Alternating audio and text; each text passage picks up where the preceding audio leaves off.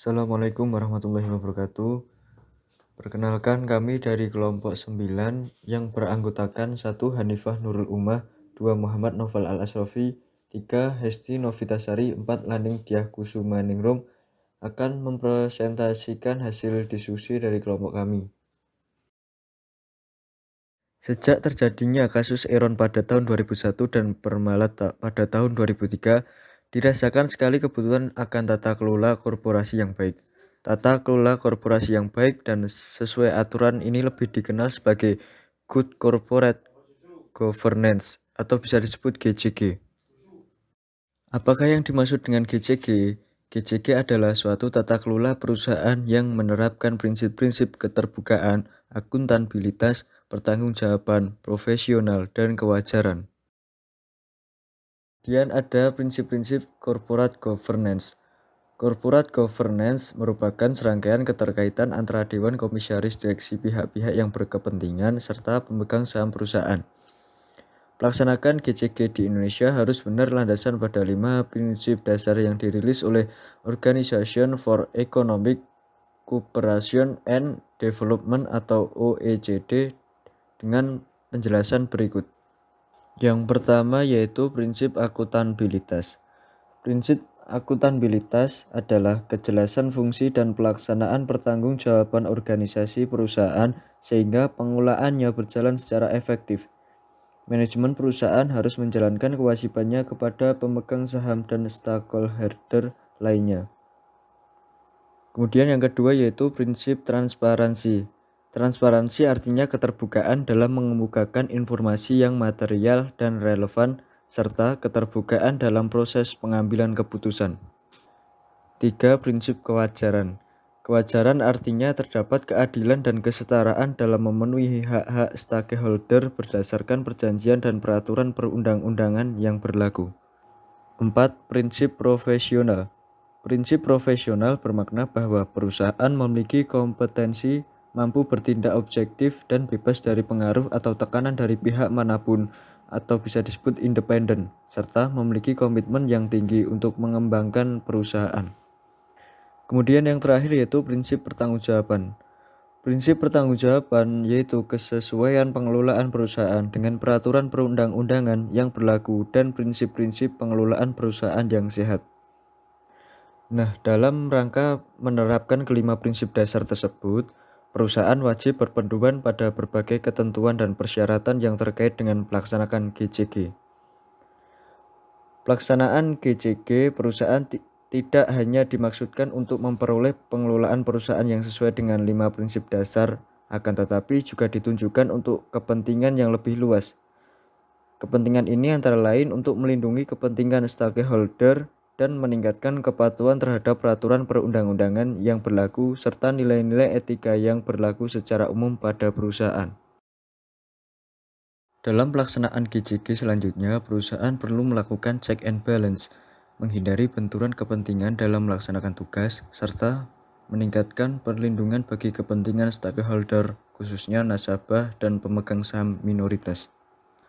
Sesuai dengan regulasi dalam upaya perbaikan dan peningkatan kualitas pelaksanaan GCG, perusahaan telah diwajibkan secara berkala melakukan self-assessment secara komprehensif terhadap kecakupan pelaksanaan GCG. Apabila masih terdapat kekurangan dalam implementasinya, perusahaan segera menetapkan langkah perbaikan yang diperlukan. Kemudian yang selanjutnya yaitu struktur corporate governance.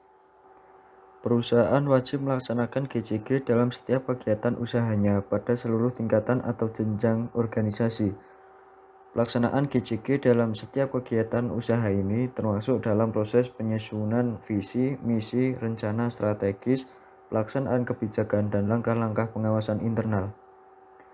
Kemudian yang dimaksud dengan seluruh tingkatan atau jenjang organisasi bagi perusahaan adalah mulai dari tingkatan tertinggi, yaitu dewan komisaris dan direksi, sampai dengan tingkatan manajemen terendah.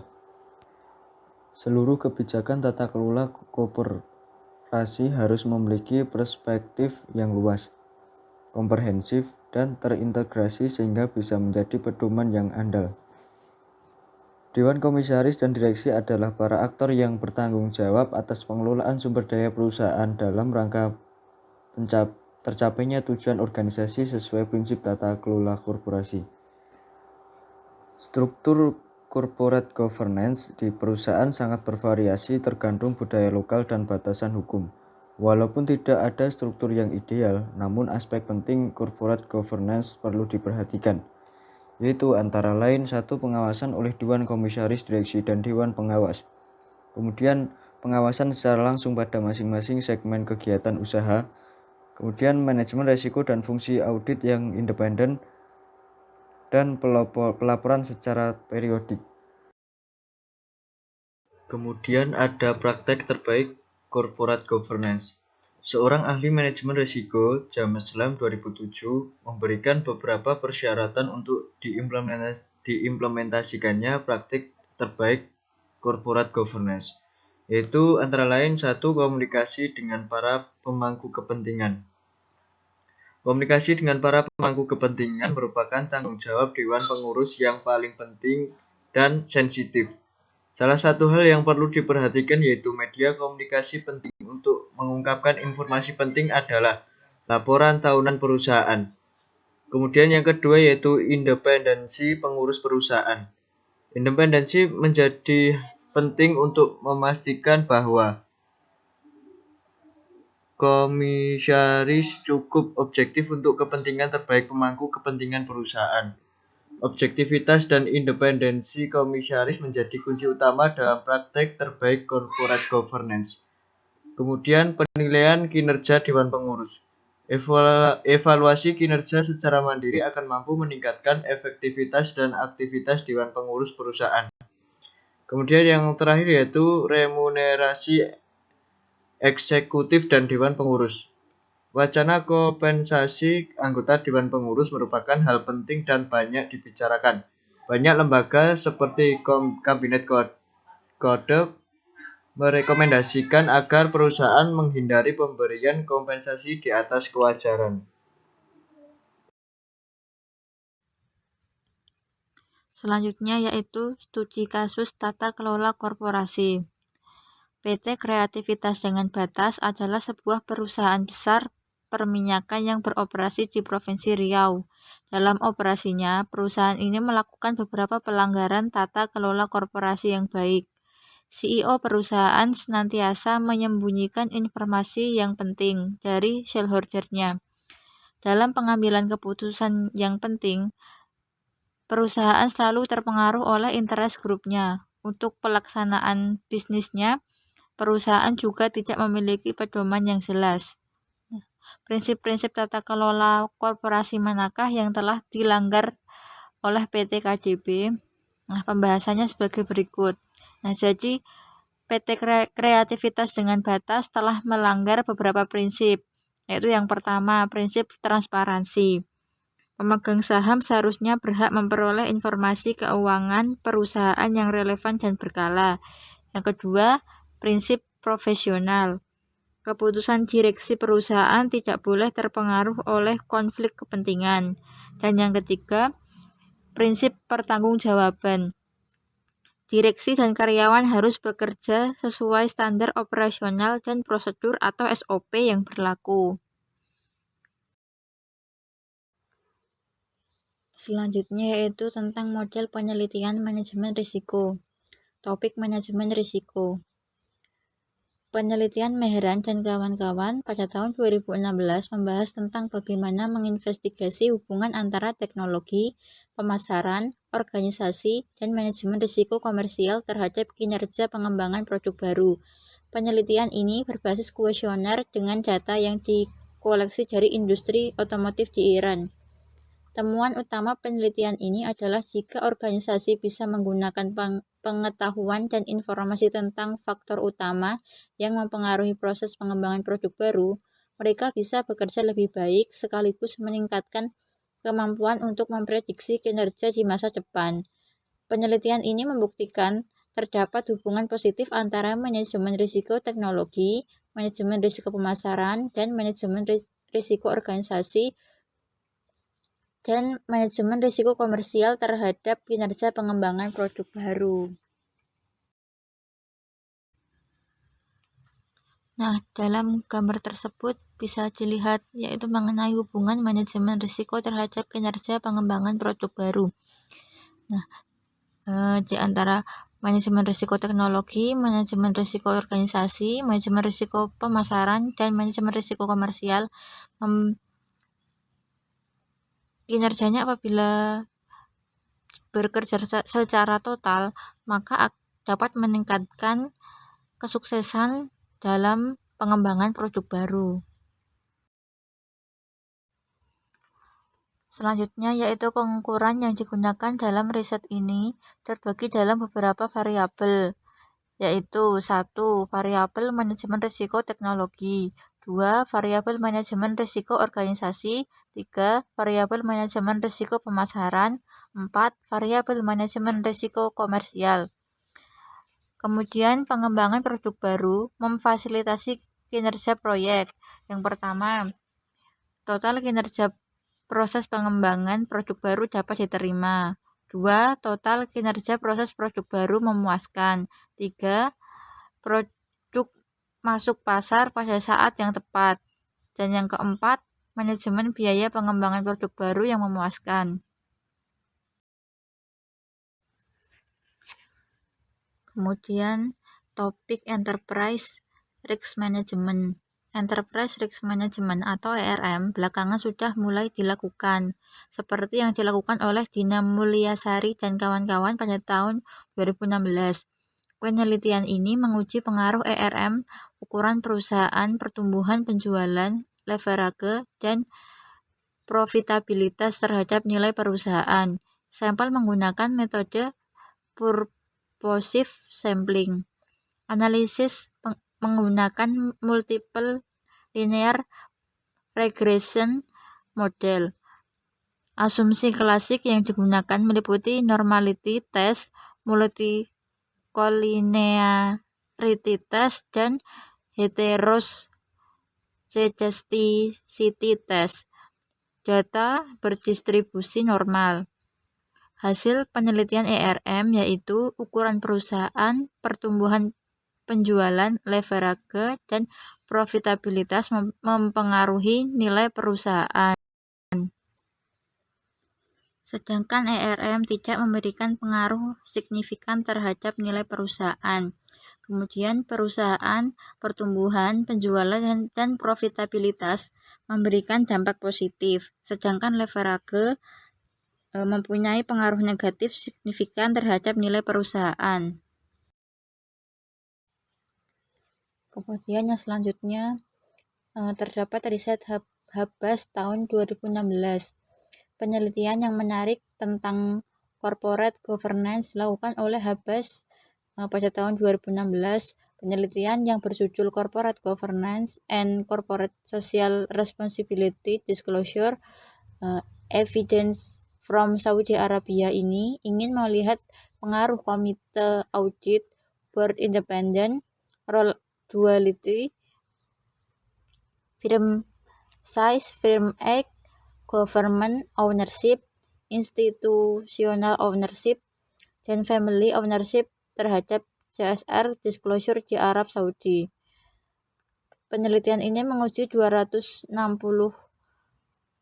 laporan tahunan perusahaan di Arab Saudi dengan analisis regresi berganda dan checklist 17 CSR disclosure berdasarkan ISO 26000.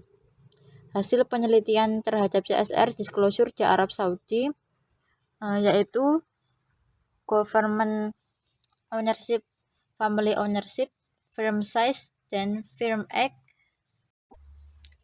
memberikan pengaruh positif terhadap CSR disclosure. Kemudian firm leverage memberikan dampak negatif terhadap CSR disclosure. Dan yang terakhir yaitu komite audit yang efektif, board independent, role duality, institutional ownership, firm profitability, dan industri tidak mempunyai pengaruh apapun terhadap CSR disclosure. Yang D. Topik risiko likuiditas. Penelitian yang dapat dijadikan referensi tentang risiko likuiditas di Indonesia adalah riset Sukmana dan Suryani Tias pada 2016 yang meneliti determinan risiko likuiditas perbankan konvensional dan perbankan syariah di Indonesia. Dengan menggunakan metode regresi data panel, penelitian menemukan hubungan yang positif signifikan, yaitu Return on Asset atau ROA dengan Non-Performing Financing (NPF) dengan risiko likuiditas. Hasil penelitian juga menunjukkan capital adequacy ratio atau CER negatif dan signifikan dengan risiko likuiditas di bank-bank konvensional. Berbeda dengan perbankan konvensional, di perbankan syariah CER menunjukkan hubungan yang positif signifikan, sementara ROA menunjukkan hasil negatif dan signifikan.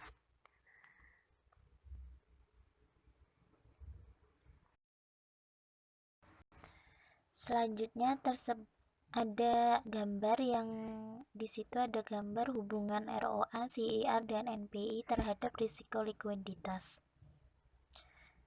Yang E, topik risiko operasional. Besarnya profitabilitas suatu perusahaan dipengaruhi oleh beberapa macam risiko yang terjadi, yang akan menimbulkan kerugian bagi bank jika tidak dideteksi dan dikelola dengan baik. Penelitian Capriani dan Dana pada tahun 2016 meneliti pengaruh risiko kredit, risiko operasional, dan risiko likuiditas terhadap profitabilitas bank perkreditan rakyat atau disebut juga dengan BPR di Denpasar.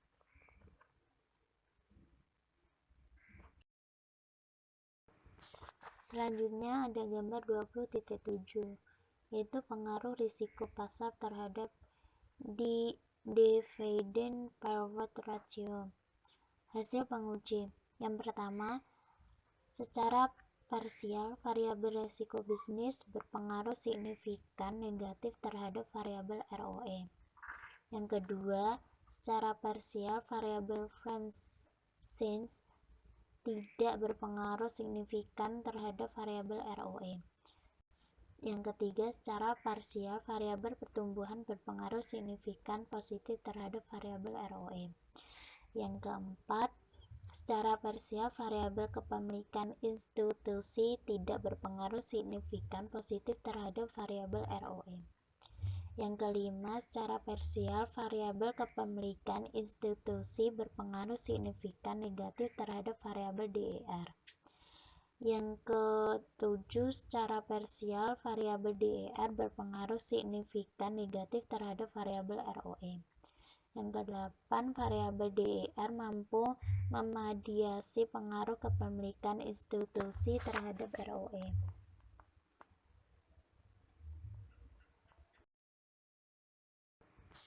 Selanjutnya ada gambar 20.7, yaitu pengaruh risiko pasar terhadap dividend payout ratio. Hasil penguji. Yang pertama, secara parsial, variabel risiko bisnis berpengaruh signifikan negatif terhadap variabel ROE.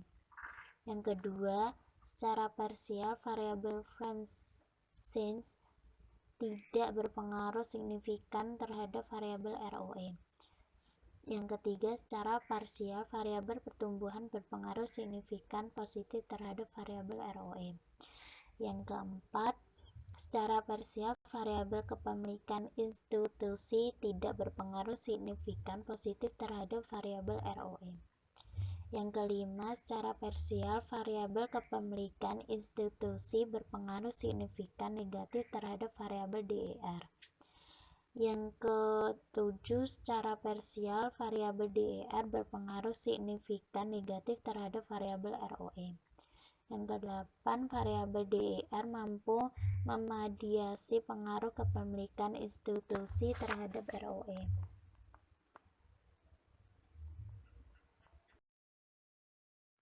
Selanjutnya yaitu risiko pasar. Riset yang dilakukan oleh Revani Ratnasari 2016 meneliti pengaruh Resettlement Opportunities, leverage ukuran perusahaan, dan risiko pasar terhadap dividend payout ratio pada industri manufaktur yang terdapat di Bursa Efek Indonesia 2011 sampai 2014. Sampel adalah 34 perusahaan. Hasil penelitian menunjukkan investment opportunities dan leverage memiliki hubungan negatif signifikan terhadap dividend payout ratio atau DPR. Ukuran perusahaan berpengaruh positif signifikan terhadap DPR. Resiko pasar tidak memiliki pengaruh terhadap DPR. Topik risiko kredit. 1. Penelitian Prasetyo dan Darmayanti 2015. Peneliti ini memiliki pengaruh risiko kredit, likuiditas, kecukupan modal, efisiensi operasional terhadap profitabilitas bank daerah. Penelitian ini menggunakan data laporan keuangan tahun 2009 sampai 2013. Analisis yang digunakan adalah analisis regresi linear berganda. Yang kedua yaitu penelitian Hartanti 2014. Penelitian Hartanti 2014 melihat pengaruh kualitas pemberian kredit, kualitas penagihan kredit pada risiko kredit, pengaruh kualitas pemberian kredit, kualitas penagihan kredit kepada keunggulan bersaing, dan pengaruh risiko kredit pada keunggulan bersaing pada Ekfinanse. Responden adalah 120 manajer cabang Ekfinanse.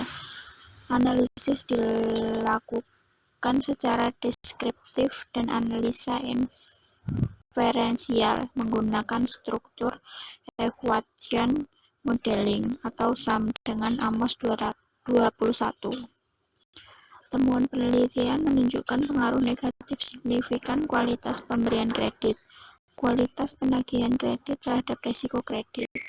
Kualitas pemberian kredit dan kualitas penagihan kredit berpengaruh positif signifikan terhadap keunggulan bersaing, sedangkan risiko kredit berpengaruh negatif signifikan terhadap keunggulan bersaing.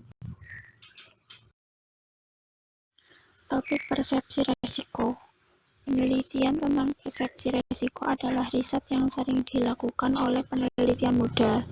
Riset tentang persepsi risiko yang paling sering dilakukan ini dapat diklarifikasikan pada skripsi untuk jurusan manajemen pemasaran. Hasil riset menunjukkan pengalaman WOM memiliki pengaruh positif pada persepsi kemudahan-kemudahan. WOM memiliki pengaruh positif pada persepsi risiko.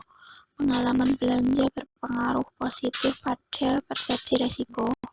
Persepsi kemudahan berpengaruh positif pada sikap belanja online. Persepsi risiko berpengaruh positif pada sikap belanja online. Dan sikap belanja online berpengaruh positif pada minat belanja online. Demikian presentasi dari kelompok kami, kurang lebihnya mohon maaf. Wassalamualaikum warahmatullahi wabarakatuh.